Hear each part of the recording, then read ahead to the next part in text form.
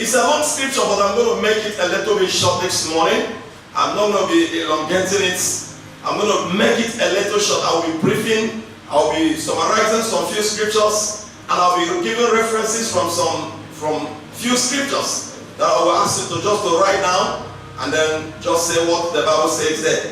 Open with me to the book of 2 Kings chapter 6. I'm titling this message this morning as Believe and Confess the Unchanging Power of God.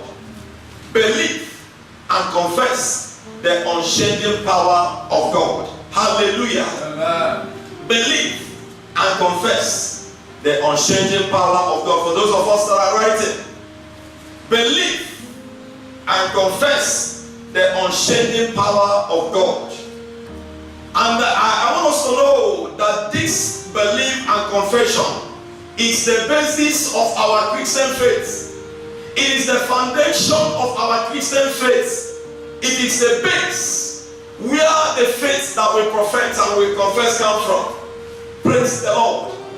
In the book of Romans chapter 10 verse 9 and 10, this is one of the things that I've said. Just write it down. The Bible says that when it says that when we believe, praise the Lord. It said when we believe, there is salvation. Hallelujah. Praise the Lord. And then when we confess, praise the Lord. So can somebody help me quote that scripture? Can somebody help me quote that scripture? Romans chapter 10 verse 9 and 10. It's a simple scripture. Praise the Lord. Praise the Lord. Can somebody help me? The IT, please don't bring it up. I suppose there are trained children here that even if I quote the scripture that I didn't get it immediately, the way that it started, somebody will get it for me before you get to the Bible. Yeah, Rima?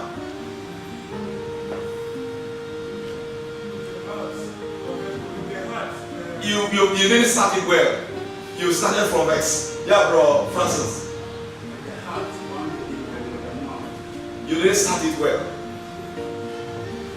Praise the Lord. You started from X10. You did still one, but I want somebody to start from X9. Praise the Lord. Hallelujah. Now you are reading it for Sunday. You are reading it. Praise the Lord. Okay, Bro Francis. The word is me. No. God bless you. God bless you. Okay, Bro Sunday, read it. Praise the Lord. Hallelujah. That if thou shalt confess with thy mouth the Lord. This is how you started. That if you will confess with your mouth the Lord Jesus, and also what again? And shall believe in thy heart. And shall believe in your heart. That God hath raised him. That God raised him from the dead. Thou shalt be saved. You shall be saved. And then verse 10 where they have been put in. Okay. For with the mouth, with the heart. For with the heart. Man believeth unto righteousness. And then with the mouth is made unto confession is made unto salvation. God bless you, somebody. And I hear somebody say an amen. Amen. Okay, so you're supposed to be memorizing scriptures. You know, when we first gave our life to the Lord over 20 years ago, well, what we call memory scripture. Every Sunday we memorize scriptures, and the teacher of the Sunday school or the Sunday scripture will be asking us memorize this scripture, memorize the other scripture. But as time goes, as technology is improving some things, it will be disproving some things also. Brethren will be weak in memorizing scriptures. Hallelujah! I say that confession and believing is believing and confession is the basis of our Christian faith. The Bible says, with heart man believeth unto salvation, and with mouth confession is made. Man believeth unto righteousness, and with mouth confession is made unto salvation, unto repentance. And so the Lord is telling us this morning, believe and confess the unchanging power of the Lord. It is not just enough for you to believe what the Lord has promised us. It is not just enough for you to believe what you trusted the Lord for. But the Lord said that you should go beyond believing to do what? To confess Him. Praise the Lord. And I am praying for somebody this morning that you will go beyond believing. You will enter the realm of confessing what you believe. Praise the Lord. Praise the Lord. It is a tougher challenge to confess positive in the midst of opposition and difficulties. Brethren, it is a tougher challenge. It is a tougher challenge to confess positive in the midst of opposition, in the midst of difficulties, and that is what the Lord is saying.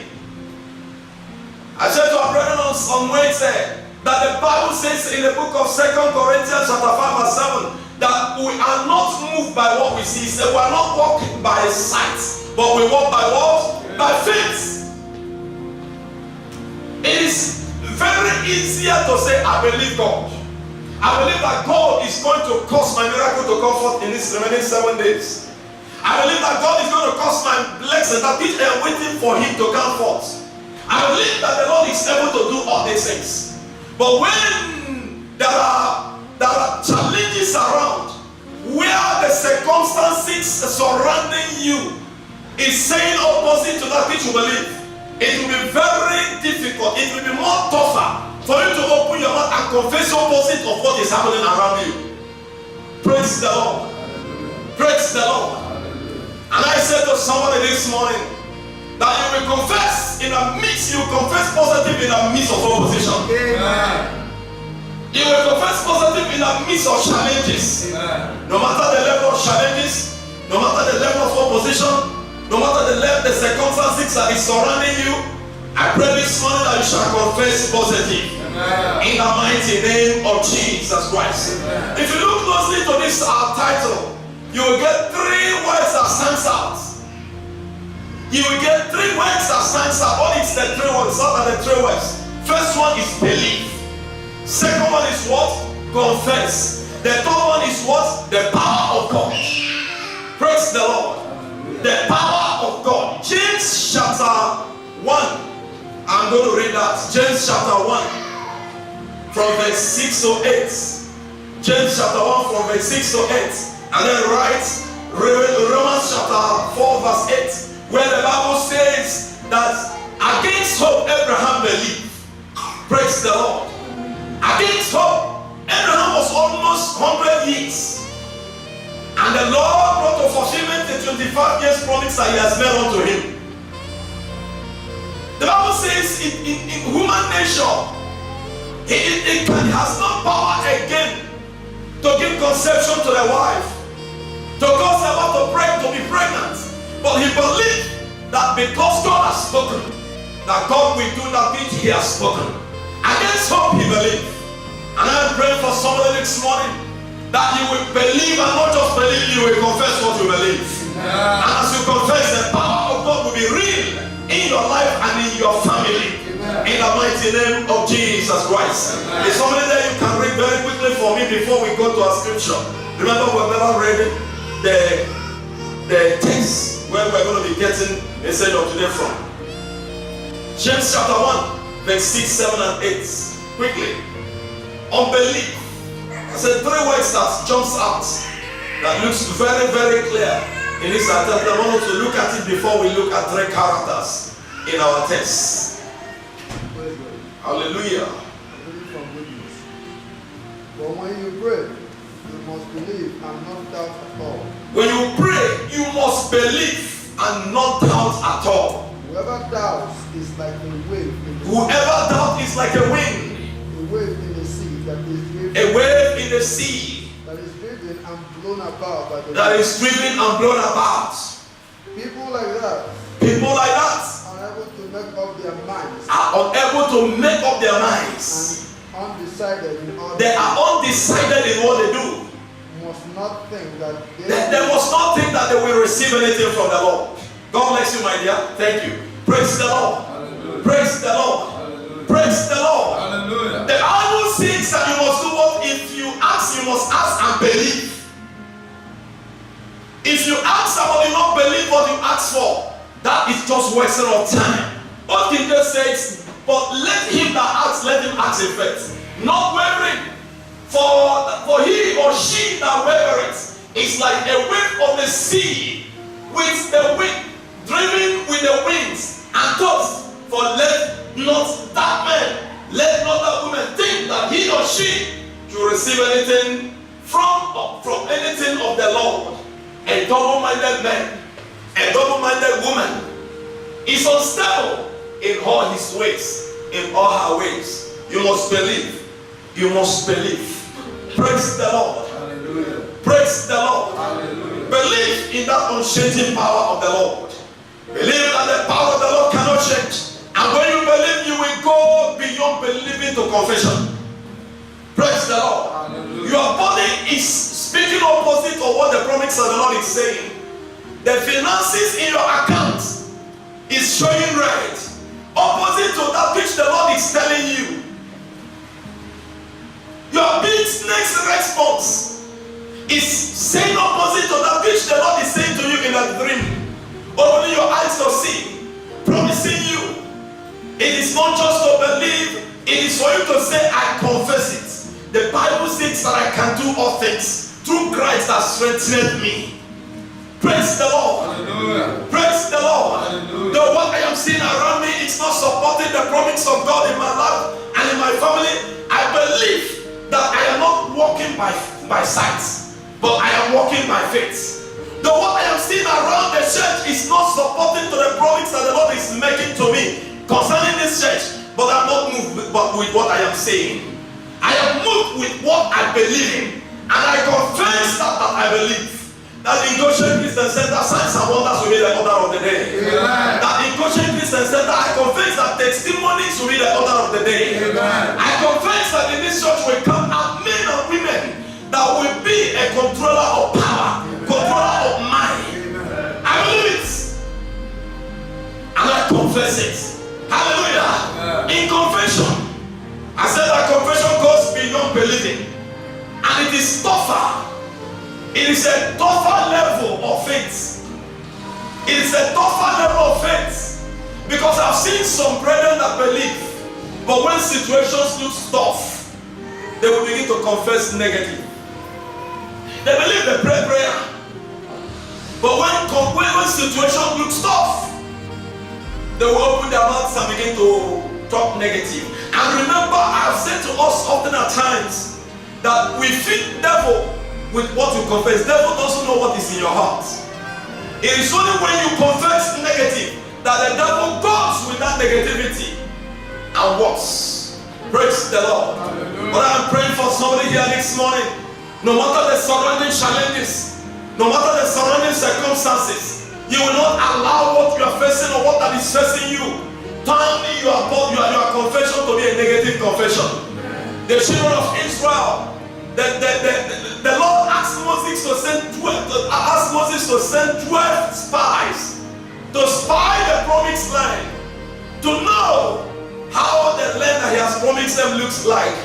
When they returned back home, it was only Joshua and Caleb that confessed positive. The other 10 spies said that the children of anarchists, the enemies, they are like the giants, and we are like the grasshoppers before them. We are like the grasshoppers before them. We and our wives and our children is going to be a meat to them.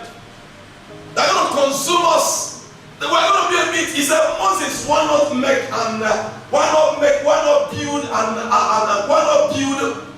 a boat and take us back from where we are coming from?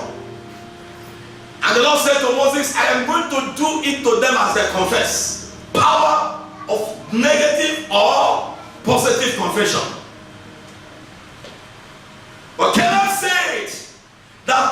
confessing as I see, but I am confessing as it is in my heart. Because the Lord has promised us. And I said to somebody this morning, because the Lord has promised me, and I'm going by the promise of the Lord. Amen. Hallelujah. Amen. The Lord has promised me concerning my life. The Lord has promised me concerning my family. The Lord has promised me concerning this church. The Lord has promised me concerning His call upon my life. And I'm not moved with what I am seeing around me. Hallelujah. Amen. And I don't know if somebody is here this morning that is carrying the promise of God upon his life. That is carrying the promise of God upon her life. But the situation that is seen around you is not supporting what you believe God for. But I say to you this morning that no matter the situation, no matter the circumstances, if you will not allow that situation or circumstances to control your words, to control your tongue, and you allow the faith that the Lord has embedded, the promise that the Lord has given, to control your tongue, to control your words, I said to you that that promise of God will come to pass upon your life. Yeah. I said to you that that promise of God will come to pass upon your family. Amen. In the mighty name of Jesus Christ. Amen. In the mighty name of Jesus Christ. Amen. Hallelujah. Amen. Hallelujah. Amen. In the book of Mark chapter 11, you can write it down. From verse 23, the Bible says that Jesus Christ was coming out from Bethany to go to the temple, and when Jesus Christ was physically present here on this earth, you know the Bible says that He's God, but the Bible says that He was humble. He came in the form of not just an ordinary man but a servant, and as a result of that humility, that the all power has been given to Him. Hallelujah. Amen. Jesus Christ was hungry, and the Bible says that he saw a fig tree, and he rushed to that fig tree so as to get something to satisfy his belly. And the Bible says that he saw that fig tree, it was just an ordinary leaf, no fruit. And looks at that fruit, he looks at that fig tree, and in hunger, the Bible says that he cursed that fig tree, said, "Let no man eat your fruit thereof." Praise the Lord. Praise the Lord. And the Bible says that the following morning, he was returning back with his disciples. He was returning back, and Peter, that I love, is one of my friends that I used to say to us. Peter saw that fig tree. That fig tree has been dried in a space of 24 hours. I'm not praying this morning, but I pray for somebody here. Anything that is not producing fruit, anything that is hindering you and hindering the fruitfulness of God in your life and in your family, this morning once again I pray that that will be withered in a space of 24 hours. Any power that is stopping your fruitfulness, any power that is stopping your blessing, I pray that within 24 hours let that power be destroyed. In the name of Jesus Christ. Hallelujah. And the Bible says that in the space of 24 hours they were coming back, and Peter called the master. He said, "Master," he called the attention of the master. He said, "Master, this is the fig tree that you cursed yesterday, is withered already." And Jesus Christ looked at the fig tree, and the Bible says that he said to Peter and to the rest of the apostles, he said, if you believe, hallelujah. And that's why I said to you that confession goes beyond. I thought somebody will echo it well if you are following me. Confession goes beyond belief. Jesus Christ said that if you believe, you will not only say to this fig tree be withered, but you will say that which is greater, that which is mightier, that which is bigger than just a tree. You will say to this what? God bless you. You will say to this mountain, be thou removed and be cast to the sea, and it shall be so as you said. If you do not doubt. God bless you. If you do not doubt, praise the Lord. Hallelujah. If you do not doubt, if you believe, beyond believing, you will say something that is greater than fig tree. Say those mountain, hallelujah, and mountain shall be melted. Now I pray for somebody here this morning. Stand to your feet a moment and say, Lord, I believe that you are able. So every mountain situation in my life this morning, Lord, I speak to those mountain situations, and I command those mountain situations to be melted. Every situation in my family, Every circumstance in my family that looks like a mountain, I command that this one, I confess this one because I believe. Let those mountain situations be melted. Let those mountain situations be melted. Let every mountain situation, I confess this one and I ask oh God and I believe. Let those mountain situations be melted. In the name of Jesus. Let those mountain situations be melted. In the name of Jesus. Let it be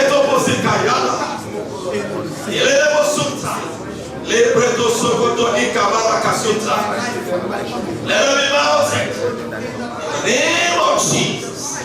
Let it be melted. In Jesus' mighty name we have prayed. Amen. In Jesus' mighty name we have prayed. Amen. Be seated in the Holy Ghost.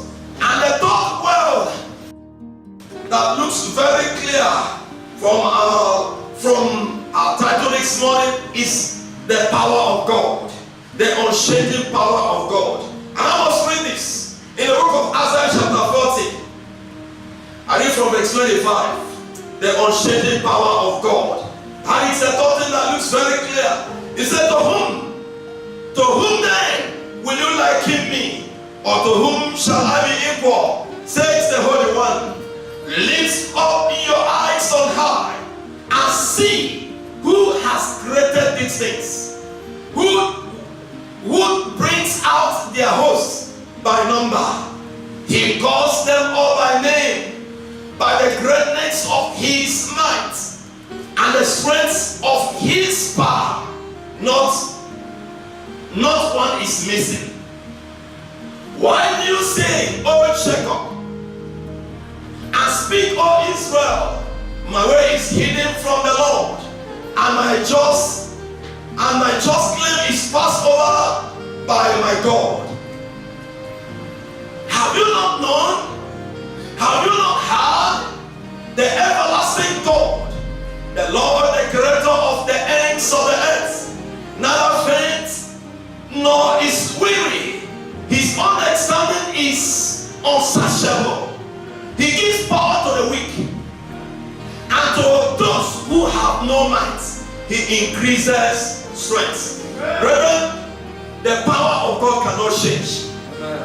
It is the same power that parted the Red Sea and caused the children of Israel to pass on the dry ground. It is the same power that dried the river Jordan. It is the same power that formed those 5 loaves of bread and 2 pieces of fishes. To feed 5,000 people, it is the same power. It is the same power that opens the eyes of the blind. It is the same power that gave a woman of 90 years the power to conceive and give birth. Hallelujah!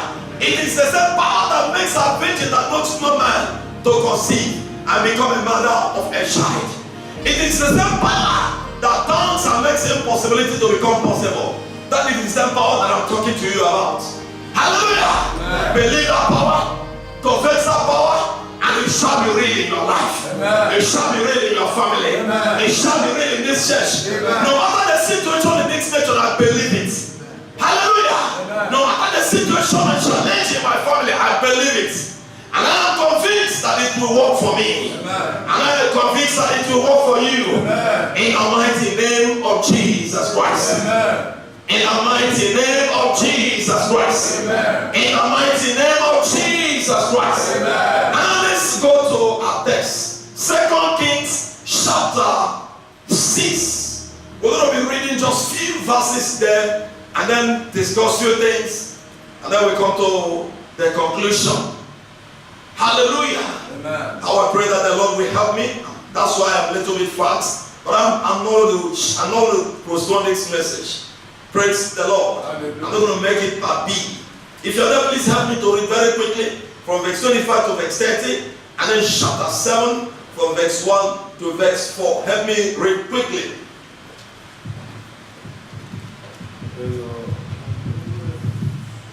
And there was a great famine in Samaria. Mm-hmm. And indeed they besieged it until a donkey head was sold for 80 shekels of silver, and 1/4 of a cab of dropping for 5 shekels of silver. Then, as the king of Israel was passing by on the wall, a woman cried out to him, saying, Help my Lord, O king. And he said, If the Lord does not help you, where can I find help for you? From the threshing floor or from the wine press? Then the king said to her, What is troubling you? And she answered, This woman said to me, Give your son, that we may eat him today, and we will eat my son tomorrow. So we boiled my son and ate him. And I said to her on the next day, Give your son, that we may eat him. But she has hidden her son. Now it happened, when the king had the word of the woman, that he tore his clothes, and as he passed by on the wall, the people looked, and there underneath he had clothes on his body. Then he said, God do to me, and more also, if the head of Elisha, the son of Shaphat, remains on him today. But Elisha was sitting in his house, and the elders were sitting with him. And the king sent a man ahead of him. But before the messenger came to him, he said to the elders, Do you see how this son of a mother has sent someone to take away my head? Look, when the messenger comes, shut the door and hold him fast. Let's go to chapter 7. Go to chapter 7. I read from verse 1 to verse 4 because of our time. Then Elisha said, Hear the word of the Lord. Thus says the Lord, tomorrow, about this time, a seed of fine flour shall be sold for a shekel, and 2 seed of barley for a shekel at the gate of Samaria. So an officer, whose hand the king laid, answered the man of God and said, Look, if the Lord will make windows in heaven, will this happen? Could this be?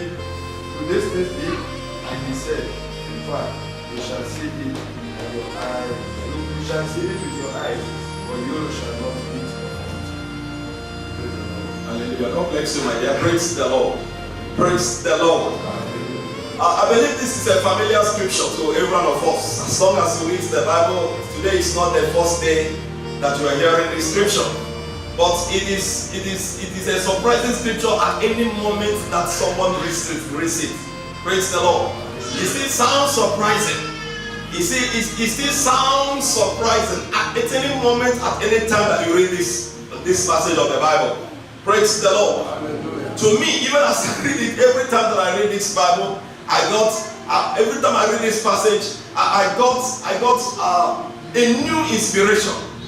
I got a new thing. I continue to wonder. I continue to think. I said, actually, what is the situation? There was a great famine in Samaria, and I believe you are aware at this time that Samaria was the capital of Jerusalem. There was a great of Israel. There was a great famine in Samaria at this time. And yesterday I was preparing. I said, the level of this famine that has gone to this extent of a woman boiling her son, cutting her son into pieces, boiling her son and eating. You don't play with women, you don't play with children of the women. Hallelujah. I'm not afraid of anything, but one thing I'm afraid is when a dog has just given birth. When a dog has just given birth, you better don't walk closer. When a woman has just given birth, you better don't play with that child. Whether you are a husband or whether you are a boyfriend. It is better don't play. Hallelujah. But this level of famine has gone. You know, the Bible says that the dropping of a dove was even sold. The dropping of a dove was even sold. Praise the Lord. The question is that have you gotten to the level in your life that famine, hardship, difficulties has gotten to the climax? I believe God has never allowed us to get into that level. Yeah. Praise the Lord. Hallelujah. The farmer went to the level of selling a dropping of a dove. Difficult, terrible. Praise the Lord. Even when we come newly to this nation, things were challenging, and I can't say things were difficult. Things that were great challenge. They were a great challenge. Nowadays, what brothers eat, what sisters eat is no longer a trouble. Praise the Lord. It's no longer a trouble. There is a brother at that time that 10 ringgit he will use it to prepare a soup.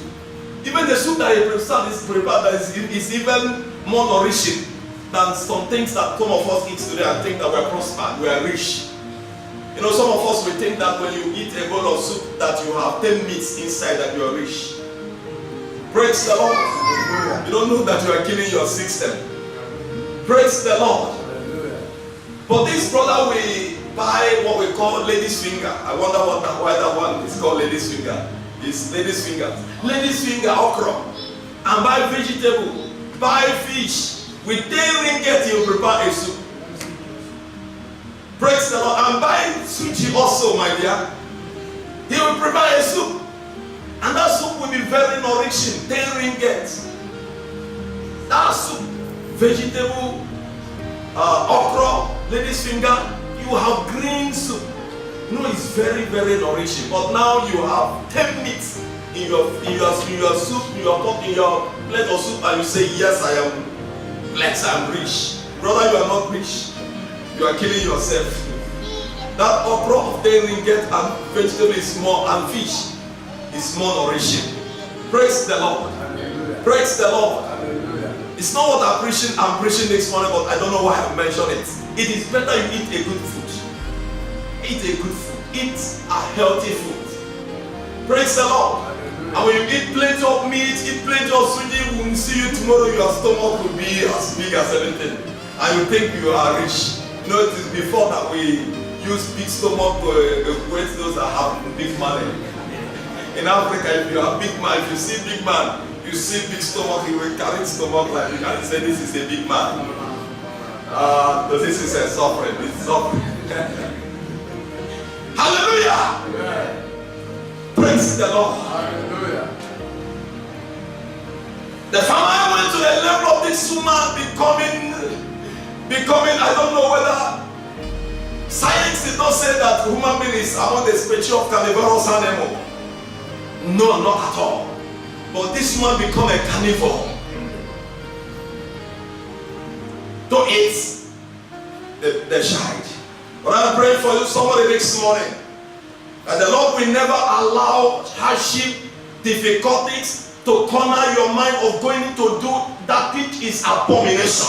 Amen. In the name of Jesus Christ. Amen. In the name of Jesus Christ. Amen. No matter the level of the famine, no matter the level of the challenges, no matter the level of the difficulties, I want you to believe that God has promised us prosperity. Amen. And as you believe it, confess it, and the power of God will make it possible in your life and in your family, in the name of Jesus Christ. Amen. Let me see the justice that we do to this morning very quickly, and that we will pray.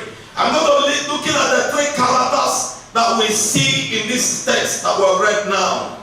We're going to be looking at the 3 characters. I'm going to be very, very fast to consider these 3 characters. The woman, the 2 women are the first character we're going to be looking at. And after that, we're going to be looking at the man at the gate. The man that is the second in command. And then the 3rd character we're going to be looking at is the 4 lepers. Praise the Lord. Hallelujah. Praise the Lord. Hallelujah. In 2 Kings chapter 6, the Bible recorded in verse 29 to 25 to 29, where our brother has just read, that there was a famine in Samaria to the level that the dropping of dove is even being sold. To the class that a woman that was just said now agreed, enter into a league with her fellow woman to boil her son today. And then after they have finished boiling, they will boil another one tomorrow. They will boil the son of the second woman tomorrow. Perhaps after they finish that of tomorrow, the next tomorrow they will bring another son or another daughter to be the turn of another daughter. And that, the Bible says that something happened. And I pray for somebody already that the Lord will never allow the the situation that you are passing through to lead you to do that which is contradictory to the word of God, contradictory to the plans and purpose of God for your life. There is something that you will do today as a result of hardship, and it will close your tomorrow.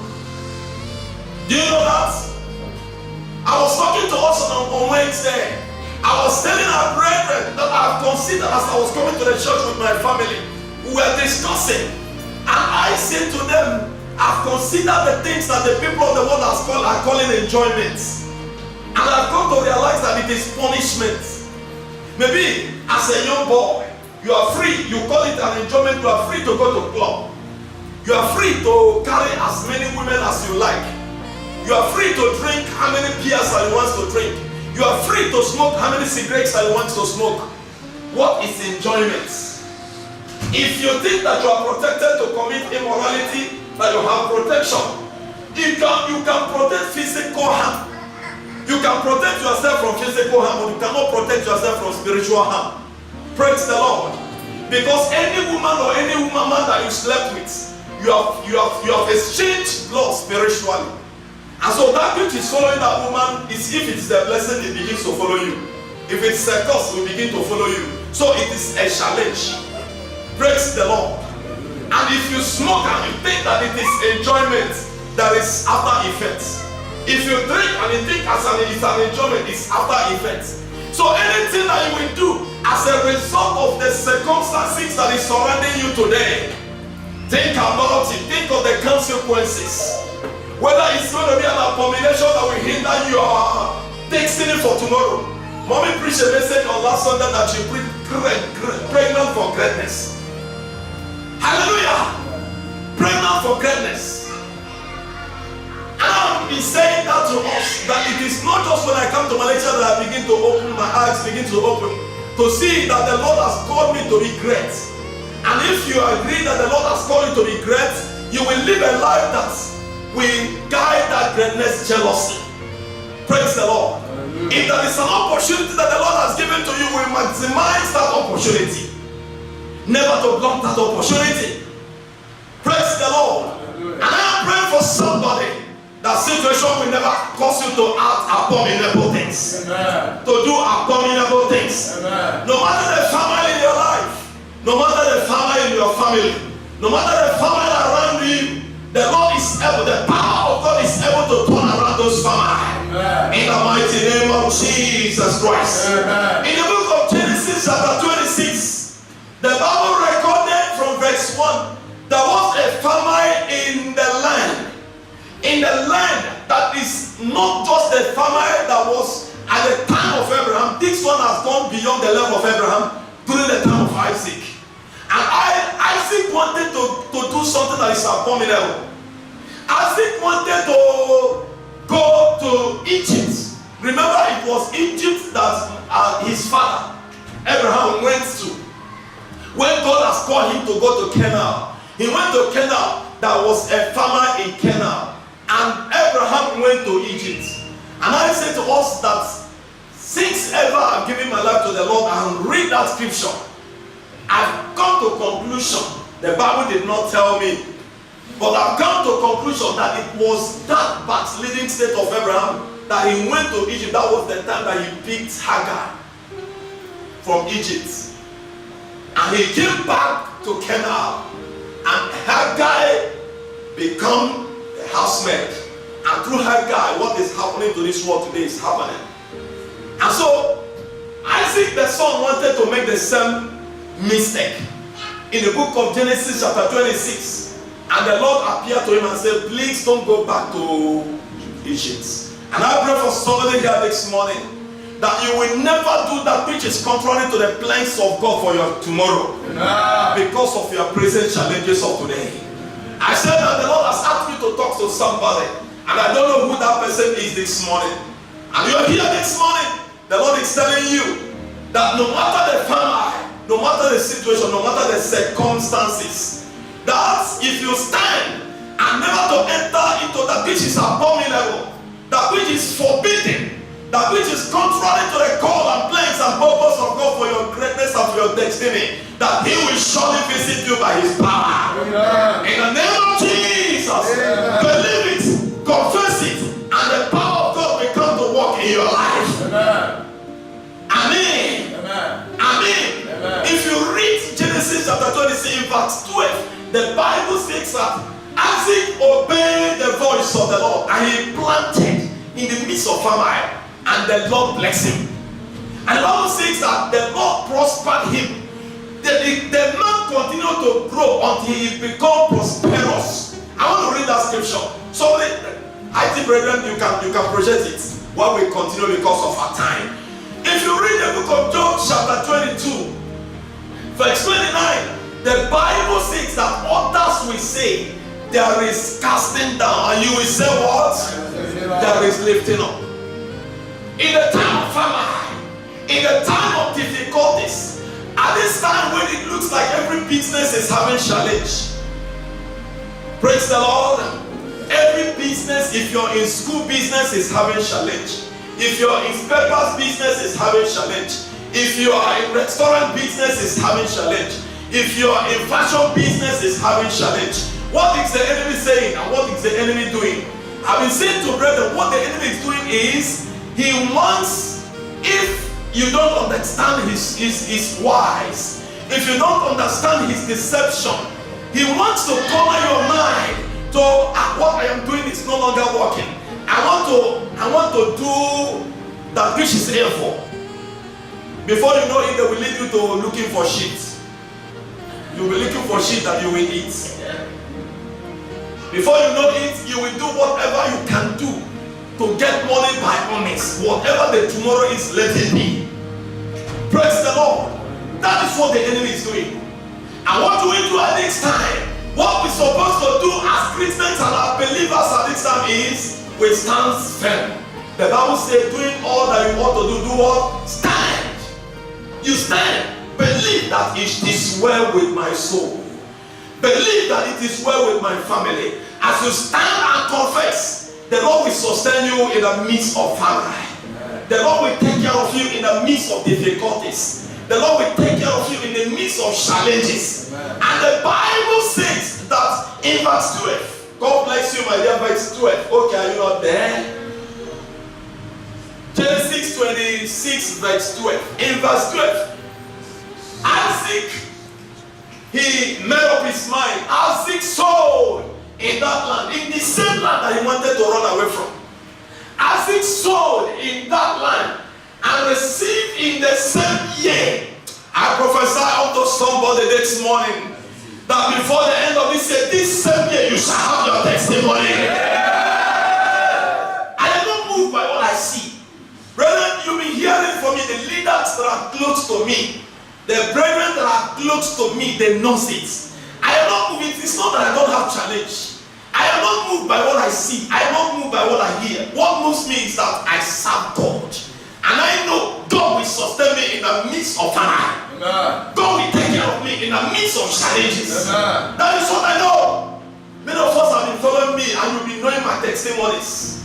The joy that I have is that I have a good life. I have Jesus. I have family. And I have brethren around. And I will continue to push. Says you'll never continue to push. In the midst of famine, something is about to happen. Amen. The Bible says in the same year, he had